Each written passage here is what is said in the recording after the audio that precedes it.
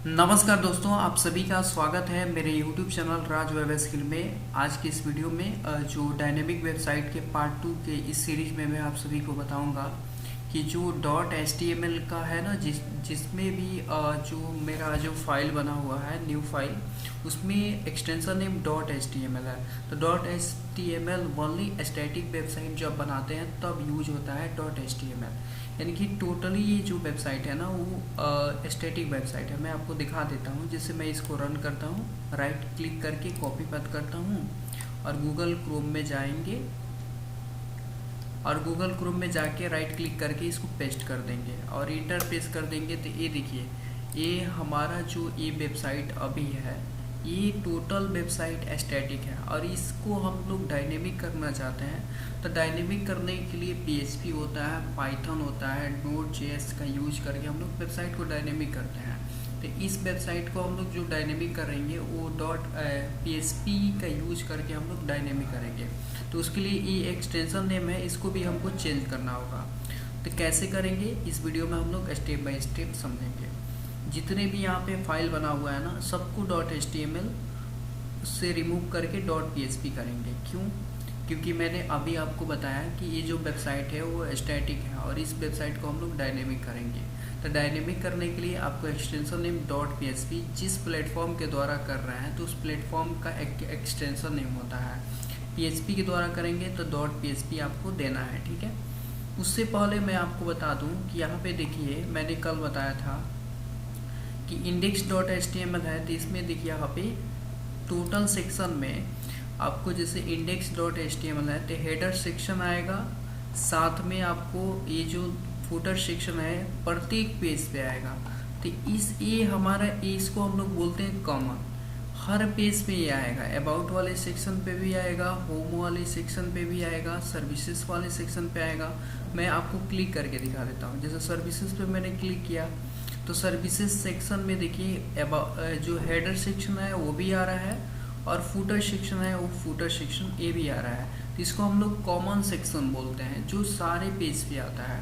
तो इस common section को हम लोग क्या करते हैं, जब भी डायनेमिक करते हैं तो इन कॉमन सेक्शन को एक फोल्डर बना के उसमें रख लेते हैं। हेडर को अलग सेक्शन में रखने के लिए header.php का सेक्शन बना लेते हैं और फुटर को अलग रखने के लिए footer.php की फाइल नाम से बना देते हैं। तो चलिए हम लोग एक कॉमन एक फोल्डर बनाते हैं जिसमें हेडर और फुटर को इंक्लूड कर देते हैं।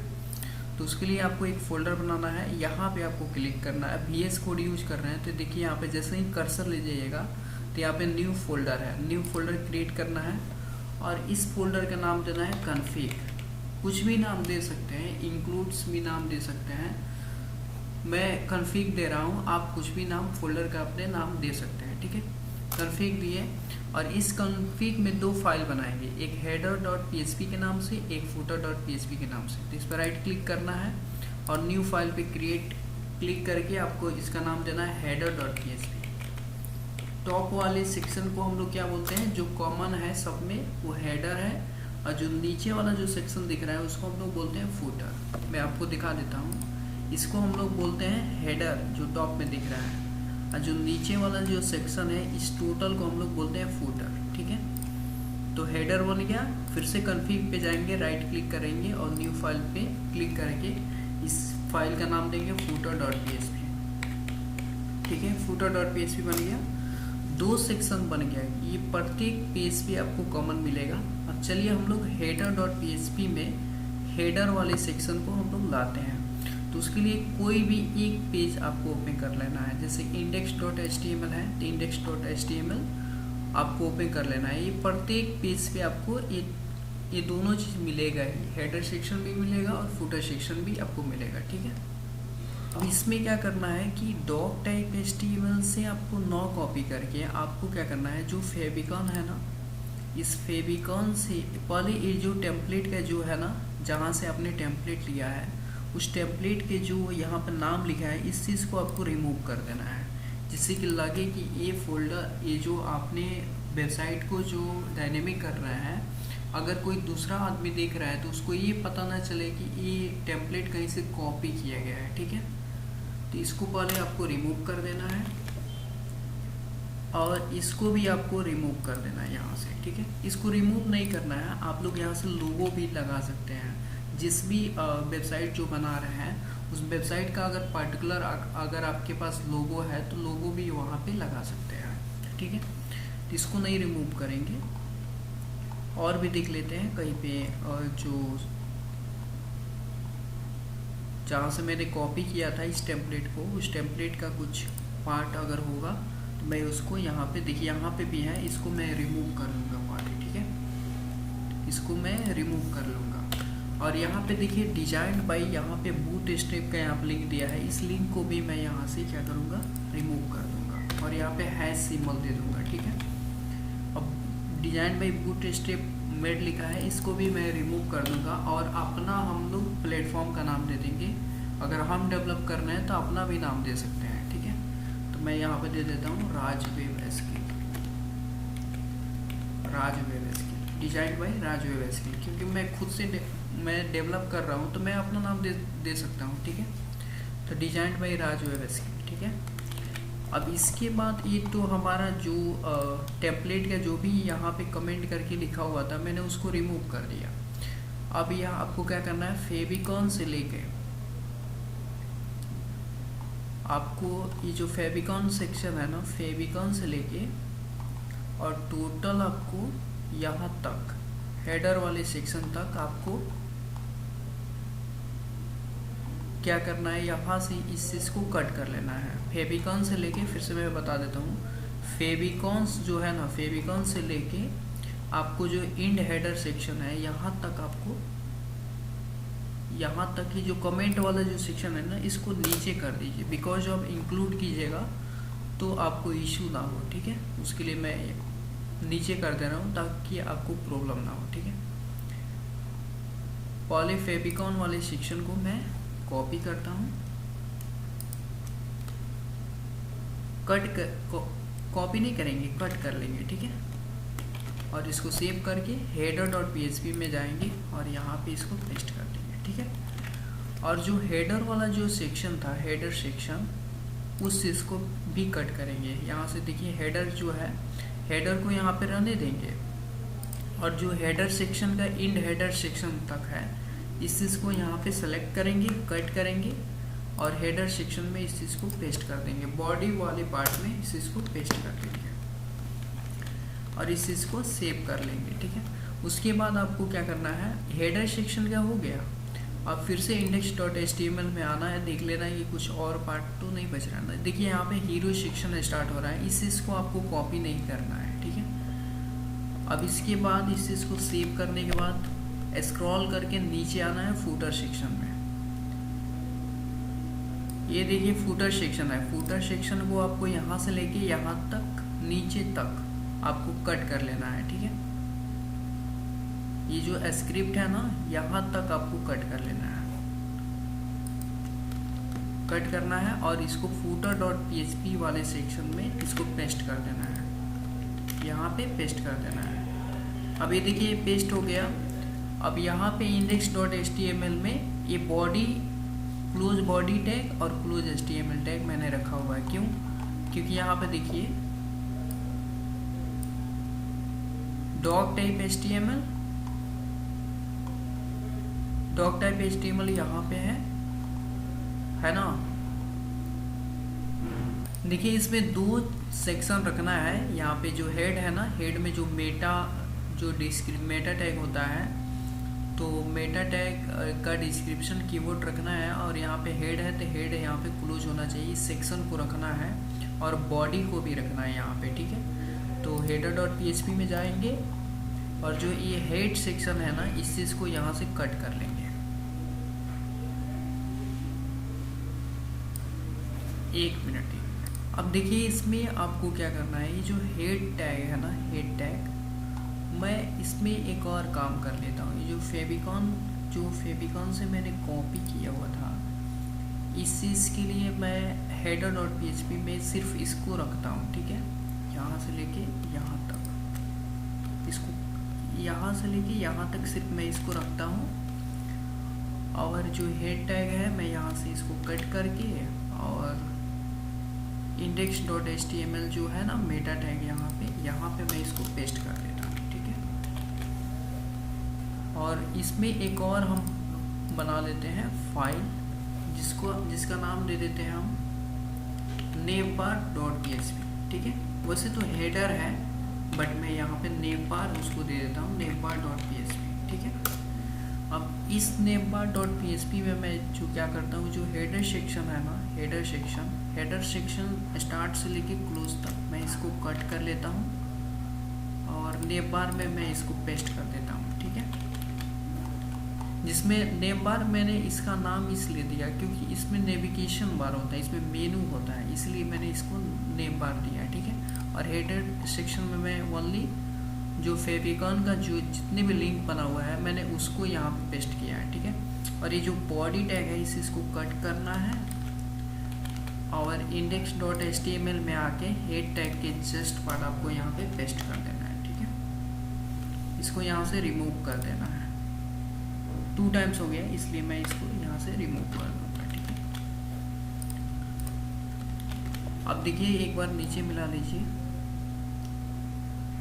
यहाँ पे देखिए बॉडी टैग भी क्लोज है, साथ में HTML भी क्लोज है ना। अब इसमें आपको क्या करना है, प्रत्येक फाइल को यहाँ पे इंक्लूड करना है। तो इंक्लूड करने से पहले इस फाइल का नाम आपको चेंज कर लेना है। जैसे इसका एक्सटेंशन नेम है .html, तो इसका एक्सटेंशन नेम आपको F2 प्रेस करना है और इसका नाम चेंज कर देना है, यहाँ पे देना है .php, ठीक है। क्योंकि मैं वेबसाइट को डायनेमिक कर रहा हूँ, तो डायनेमिक करने के लिए जिस भी प्लेटफॉर्म से वेबसाइट को डायनेमिक कर रहा है तो उसका एक्सटेंशन नेम देना है। जैसे PHP से इस वेबसाइट को डायनेमिक कर रहे हैं तो .php नाम देना है, ठीक है। और इसमें जितने भी फाइल हमने बनाया उस फाइल को यहाँ पे इंक्लूड कर लेना है। अब जैसे यहाँ पे फेविकॉन का मैंने यहाँ से कट किया था, तो इसके लिए मैंने बनाया है header.php, यहाँ पे मैं इंक्लूड करूँगा, ठीक है। तो यहाँ पे लिखना है PHP टैग स्टार्ट करना है, PHP टैग क्लोज कर देना है यहाँ पे। और यहाँ पे इंक्लूड करने के लिए आपको इंक्लूड एक फंक्शन होता है, इसमें आपको इंक्लूड कर देना है सिंगल कोटेशन में, ठीक है। तो फोल्डर का नाम क्या है, config स्लैश, अब क्या इंक्लूड करना चाहते हैं, header.php। तो देखिए यहाँ पे header.php है, एंटर प्रेस कीजिए और लास्ट में आपको सेमीकोलन का यूज करना है, ठीक है। अब इसके बाद बॉडी पार्ट में मैं क्या इंक्लूड करूँगा, नेम बार, जो नेविगेशन जो बार आ रहा है वो बॉडी टैग में मैं उसको इंक्लूड करूँगा। तो बॉडी टैग के जस्ट बाद आपको इंटर पेश करना है और यहाँ पे इंक्लूड कर देना है navbar.php। तो आपको PHP फिर से PHP टैग को स्टार्ट करना है और PHP टैग को क्लोज कर देना है और इसमें इंक्लूड फंक्शन लिखना है और उसके बाद ओपनिंग एंड क्लोजिंग ब्रैकेट देके सिंगल कोटेशन में आपको लिखना है config और navbar.php, ठीक है। लास्ट में आपको सेमीकोलन का यूज करना है। फिर स्क्रॉल डाउन करने के बाद लास्ट में आपको जो फूटर सेक्शन को आपने कट किया था, आपको फूटर सेक्शन को भी इंक्लूड कर लेना है, ठीक है। यहाँ पे इंक्लूड करने के लिए PHP टैग को स्टार्ट करना है एंड PHP टैग को क्लोज करने के बाद इंक्लूड फंक्शन में आपको फूटर सेक्शन को भी इंक्लूड करना है, ठीक है। तो इंक्लूड, उसके बाद इसमें सिंगल कोटेशन में लिखना है config फोल्डर में है footer.php इंटर करना है और लास्ट में सेमीकोलन का यूज करके इसको इंक्लूड कर लेना है। अब ये देखिए टोटल ये जो फाइल है ये PHP में बन गया, ठीक है, index.php। ये डायनेमिक कभी नहीं हुआ है, बट ये index.php मैंने इसमें कुछ पार्ट जो मैंने कट किया था उसको मैंने इसमें इंक्लूड कर लिया, ठीक है। अब चलिए इस फाइल को हम लोग रन करा के देखते हैं कि जो पहले जो आउटपुट दिख रहा था वो आउटपुट ऐसा दिख रहा है या फिर नहीं। तो इस पर राइट क्लिक करना है, कॉपी पेस्ट करना है, उसके बाद गूगल क्रोम में जाके न्यू टैब ले लेना है, ठीक है, और इस पर राइट क्लिक करके पेस्ट कर लेना है और यहाँ से htdoc से लेके ई ड्राइव तक कट कर लेना है। उसके बाद आपको यहाँ पे लिखना है, देखिए ये जो PHP का फाइल बनाया है, PHP फाइल टोटल रन करता है एक सर्वर पे अगर ऑफलाइन वर्क कर रहे हैं तो उसके लिए लोकल होस्ट होता है, और सर्वर पे वर्क कर रहे हैं तो सर्वर का अपना एक सर्वर नेम होता है, ठीक है। तो अगर आप सीख रहे हैं तो आपको फ्री में ही यूज करना है, तो उसके लिए फ्री में जैम सर्वर मैंने बताया था, उस जैम सर्वर का नाम लोकल होस्ट होता है। लोकल होस्ट लिखिएगा तभी ये रन करेगा, तो आपको लिखना है यहाँ पे लोकल होस्ट, इंटर प्रेस कर देना है।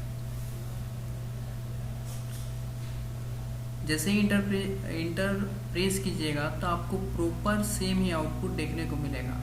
जैसे index.html पे क्लिक किए और ये देखिए index.html का आउटपुट है, सॉरी ये service.html का आउटपुट है। अब सेम टू सेम आपको index.php का भी आउटपुट आपको दिखेगा, यहाँ पर देख सकते हैं।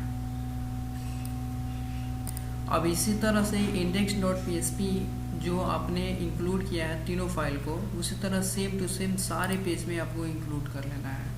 तो उसके लिए सबसे पहले about.html पे जाना है और आपको हेड सेक्शन से नहीं, आपको फेविकॉन वाले सेक्शन को यहाँ से लेके और यहाँ तक को रिमूव कर देना है और इस पर इंक्लूड करना है। PHP स्टार्ट करने से पहले आपको इसके फाइल का नाम चेंज करना होगा। इस पर क्लिक करना है, F2 प्रेस करना है और .html रिमूव करके यहाँ पर लिखना है .php, ठीक है। और हेड सेक्शन के अंदर जो हेड क्लोज हुआ है ना, इसके अंदर आपको उस फाइल को इंक्लूड करना है जो आपने कट किया था। तो यहाँ पे इंक्लूड एक फंक्शन होता है, इंक्लूड कर लेना है और सिंगल कोटेशन में कॉन्फ़िग फोल्डर में क्या मैंने कट किया था, तो हेडर वाला पार्ट मैंने कट किया था, तो हेडर वाले पार्ट को आपको यहाँ पे इंक्लूड कर लेना है, ठीक है। और लास्ट में आपको सेमीकोलन का यूज करना है। इसी तरह सेम टू सेम हेडर वाले सेक्शन को भी यहाँ से कट कर लेना है। इंड हेडर को आपको नीचे लाना है और हेडर सेक्शन को यहाँ से लेके और इंड हेडर तक आपको इस चीज़ को कट कर लेना है। उसके बाद इसमें नेम बार के नाम से जो आपने फाइल बनाया था, उस फाइल को यहाँ पे हेडर वाले सेक्शन में इंक्लूड करना है। तो यहाँ पे PHP टैग स्टार्ट करना है और PHP टैग को इंक्लूड कर लेना है। Include single quotation config namebar.php, ठीक है। सेम टू सेम यहाँ पे फुटर वाले सेक्शन में आना है, फुटर सेक्शन में, और फुटर सेक्शन में इस चीज को फुटर सेक्शन को कट कर लेना है। टोटल आपको यहाँ तक कट करना है, ठीक है। कट करने के बाद यहाँ पे इंक्लूड करना है आपको, PHP टैग स्टार्ट करना है और PHP टैग को क्लोज करने के बाद इंक्लूड फंक्शन होता है, इंक्लूड, और इसमें सिंगल कोटेशन में कॉन्फ़िग फोल्डर का नाम और इसमें फाइल जो आपने जो इंक्लूड करना है उस फाइल का नाम footer.php और लास्ट में सेमीकोलन का यूज करना है। चलिए इस फाइल को भी रन करके देख लेते हैं।